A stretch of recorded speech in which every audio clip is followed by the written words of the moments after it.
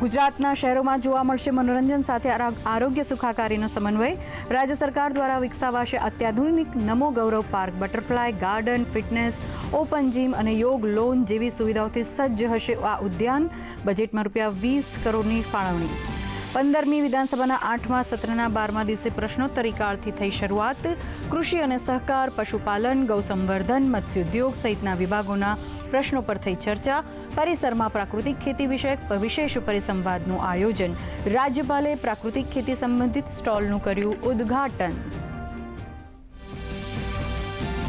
રાજ્યમાં સિંહોની વસ્તી અને સંરક્ષણ અંગેના આંકડા વિધાનસભામાં રજૂ. રાજ્યમાં સિંહની સંખ્યા 255, સિંહણની 405 તો સિંહબાળની સંખ્યા 231 પર પહોંચી.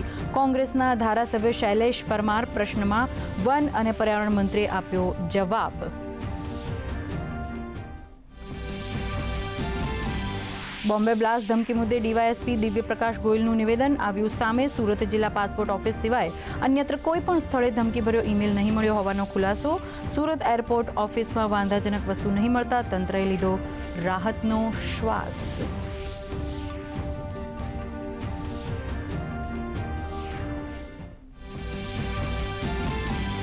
પ્રધાનમંત્રી મોદીએ બજેટમાં થયેલા જાહેરાતોનો મહત્તમ લાભ લેવા નાગરિકોને કર્યો આગ્રહ.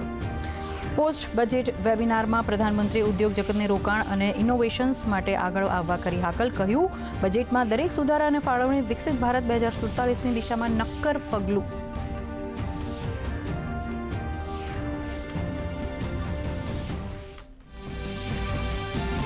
દેશ માટે ગૌરવની ક્ષણ. ફાઇટર હેલિકોપ્ટર પ્રચંડમાં ઉડાન ભરનારા દેશના પ્રથમ રાષ્ટ્રપતિ બન્યા દ્રૌપદી મુર્મુ.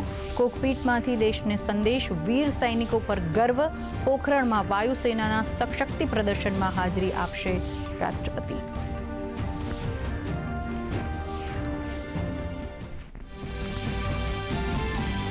સપ્તાહના અંતિમ કારોબારમાં ભારતીય શેરબજારમાં ભારે કડાકો. સેન્સેક્સમાં 961 આંકનું ગાબડું. નિફ્ટી 25,200ની સપાટીથી નીચે સરક્યો. સોનામાં ચમકારો તો ચાંદીમાં આગ ઝરતી તેજી. ડોલર સામે ₹7 નબળો.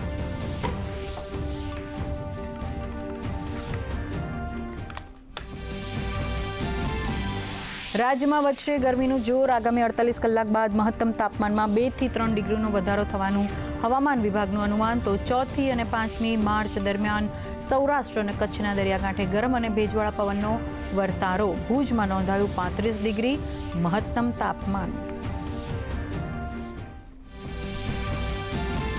અને ફૂલ ડોલોત્સવને પગલે દ્વારકામાં રોનક અને ઉત્સાહનો માહોલ. મહોત્સવમાં સામેલ થવા માટે હજારોની સંખ્યામાં પદયાત્રીઓનું દ્વારકામાં આગમન. પદયાત્રીઓ માટે સેવા પ્રવૃત્તિઓનો ધમધમાટ. તો સુરક્ષા બંદોબસ્ત માટે તંત્રનું પણ વિશેષ આયોજન.